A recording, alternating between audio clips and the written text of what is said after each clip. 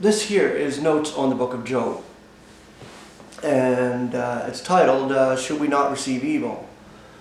Based on Job chapter 2, verses 1 through 13.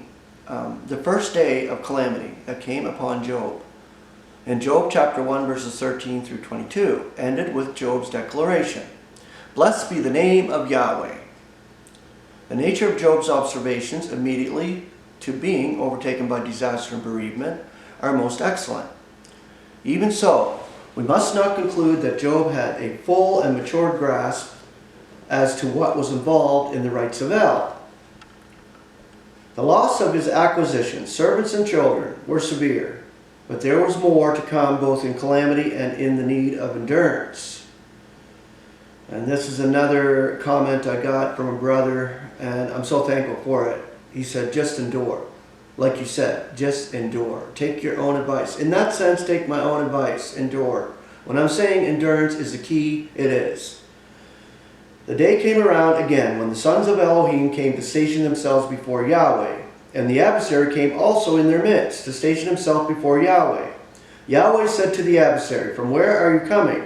Then the adversary answered Yahweh, saying, "From going to and fro in the earth, and from walking about in it." Well, the adversary has that access. Right now, he has that access. He's among the celestials right now. He's up there. But he has access everywhere. Soon he will only have access on the earth. He will be cast down here. We can feel the pressure, and I know I do. As a member of the body of Christ, I feel that spiritual pressure because we know that it's getting stronger. Them spiritual forces are going to be here. They'll be doing damage here during the tribulation period. So, we need to be out of here. We are the detainer that's holding back the man of lawlessness. Yahweh said to the adversary, "Have you set your heart on my servant Job? For there is no one like him on earth, a man flawless and upright, fearing Elohim and keeping away from evil. And he still is holding fast to his integrity, though you would incite me against him to swallow him up gratuitously." Then the adversary answered Yahweh, saying, "Skin in behalf of skin. For all that a man has would he give in behalf of his soul. Nevertheless, now put forth your hand and touch his bone and his flesh. He shall assuredly scorn you to your face." Hence Yahweh said to the adversary, "Behold him in your hand. Only keep his soul alive." Job chapter 2, verses 1 through 6. A further session brings the adversary before Yahweh. There is a repeating of the initial formalities, followed by Yahweh's questioning as to his servant Job. In this, Yahweh repeats the details of the character of his servant. Yet he adds that Job holds fast to his flawlessness, despite the loss of his estate. The adversary then suggests that a man will give value for value in ordinary matters, but to preserve himself from hurt, he will give all. If his bone and his flesh is touched, then Job would scorn Yahweh to his face. Yahweh accepts the adversary's proposition and gives Job into his hand, yet with the reservation that Job himself be kept alive. The adversary went forth from Yahweh's presence, and he smote Job with evil boils from the sole of his foot unto his scalp.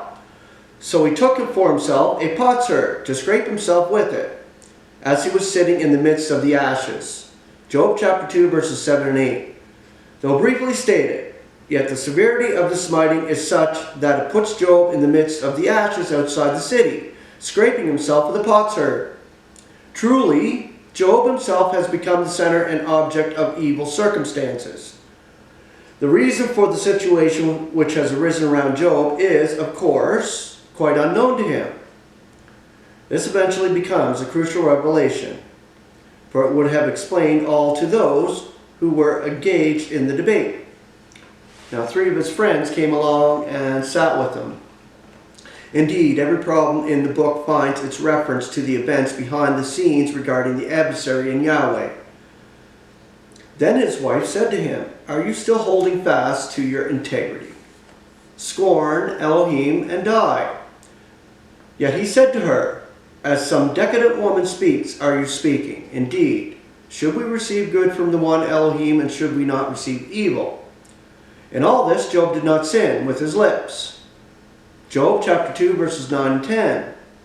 Job's endurance is now obvious to those around him, and especially to his wife. Her intimate position gives her the privilege for freedom of comment. In the Septuagint version, there is an extended passage detailing his wife's reaction and remarks. And in these, she points to the way in which the calamities involve her and her life.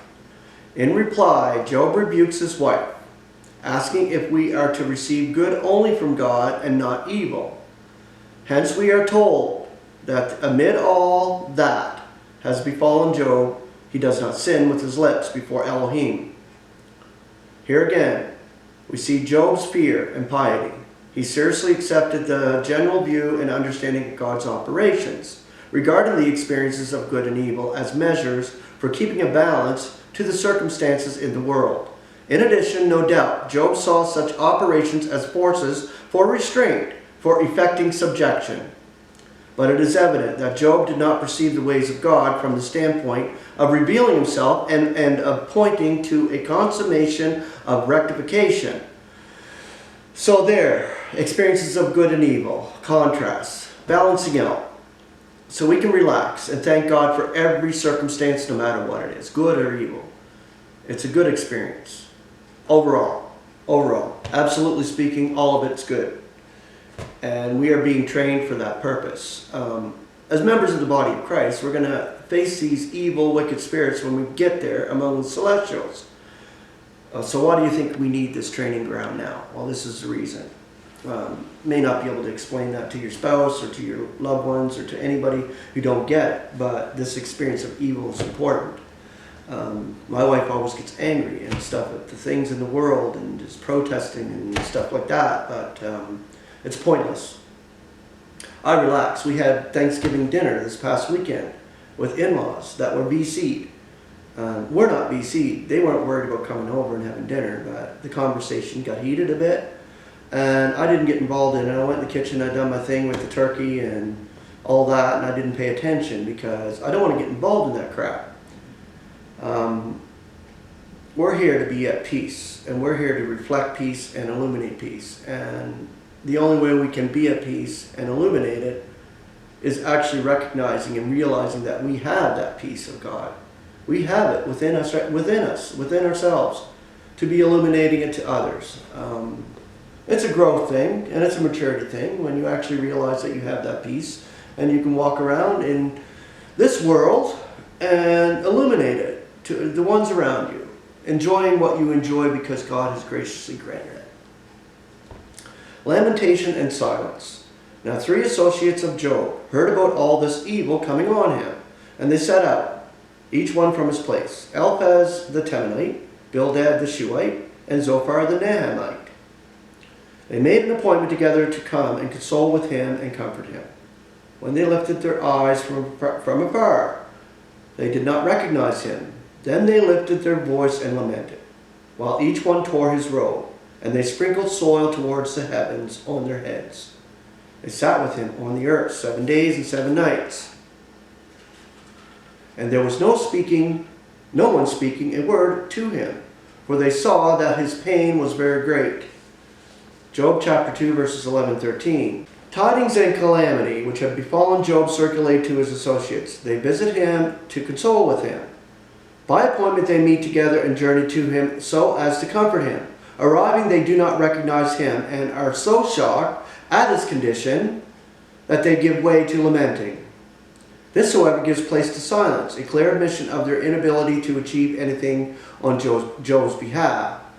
Job's silent endurance continues during 7 days and nights in which his associates are present, baffled in the desire to comfort. Now we see people in distress and we want to comfort them. Sometimes you don't have the words to do that. You can tell them all is of God. You can tell them God gives this experience for a purpose. If they're not believing, they're not going to understand that. Only believers, and someone who does believe the truth, would understand that. So what do? We come down to the human level in that respect, and we try to comfort him in some sort of way. Words of consolation, even saying everything's going to be fine. Let's just get through this. But honestly, the world has no clue. The world of unbelievers have no clue. The slogan in Canada is, we'll get through this together. Well, no. They're blind. And all this crap that's going on, the BC crap and all that, and the restrictions and the lockdowns and everything, it's all part of that system. Systematizing of the deception is what's coming. And this is part of it. And this is where it's leading to. Anyway, as far as comfort is concerned, it's good to comfort one another and lift each other up, especially the members of the body of Christ, especially of believers. At length, the point will come when Job breaks the silence by deploring that life was ever granted to him. And this is where it can go. It can go to a point of depression, to a point of that where you're despairing of life. I've been there. It's happened to me many times where I was despairing of life. I just didn't want to live anymore. But God brought me out and through because I trust in Him. It's like the book of Job, what even Martin said it. He brought it up on a show that he did. You know, though He slay me, I will trust Him. Those are beautiful words, and they're resounding words. They hit me pretty good because it's like, wow, okay, yeah. I will trust in Him no matter what happens, no matter what experience I go through. Just continue to trust in God and know that this is purposeful, all of it. It's necessary too. This will furnish an opening for the associates to try to dissuade and advise Job. Right, and in turn, Job's complaints will lead to continued debate over why the evils have overtaken him. In the blankness of this situation, none will find a solution, nor is this possible until there is a larger degree of perception as to the objective of God in His activity. This article was done by E.H. Clayton in The Unsearchable Riches. This week coming, I'm going to come into a few dollars, I think, so I'll be able to send some of the loose issues out, which I promised to do for one of my brothers here in Canada, and there's another sister or brother in the States that would like some of those loose issues, so I'm going to send them out this week. I thank God for that provision, that I'm able to give these out. They're sitting in my office. I have use for them because I'm reading them, but I like to send them out because I have all the volumes. I've read a lot out of the volumes over the years on my shows, but I just want to continue to be able to share. So, that was done by E.H. Clayton. Now, there's one part here I'm going to go to, and it's the sufferings of Job, but this was done by Vladimir Gelsnov. And it's really intelligent, the thinking on this, when he wrote this. The severe experiences of Job have proved a source of perplexity to many. Their perplexities, where we are persuaded, arise from attempting to separate process from after effect, which are inseparable in the very nature of things, and to consider them by themselves. The process is mysterious and inscrutable. The after effect is patient and palpable. Therefore, the end is certain and beneficent, or beneficial. The process, however perplexing and apparently incongruous, is justified from the results achieved. We have learned by experience and observation that processes are indispensable, and so judge of their value in the light of the after effect. We ask then if this principle is widely recognized and acted upon. With respect to the affairs of this life, why should it not be equally recognized in dealing with spiritual problems? Seen by itself, from the ordinary point of view, Job's captivity is meaningless. Considered in the light of the consummation, it is full of purpose. The way was rugged, the consummation happy. The process painful, the issue wholesome. The pathway dark, and the goal is glorious. So, God has a goal through all these experiences that He gives us. He graces us with these experiences. So I'm thanking God He graces me with every experience. And the more thankful I am, the more at peace I am, in that sense, where I'm able to get through life and have that peace and enjoy life, what God has graced me with. You know, we are living in tough times, no kidding, and the pressures of this wicked eon get to us. But if we don't express it, being a human being, of course I express it a lot. And it seems sometimes I'm a bellyachre, but I'm not really. I'm just expressing what God is putting me through. And that's important too, because we're sharing with each other and we're telling each other that we're going through what we're going through. Not saying that we need to be rescued out of it from another brother or sister, but to be consoled through it. And this is why I appreciate the consolation I received yesterday and the comments I received, because it was good.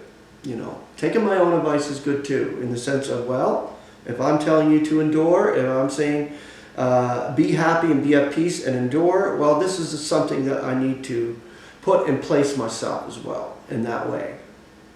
Not saying I have a free will to do so. God graces us with that, with the endurance, and with His peace. So with that, I say grace and peace.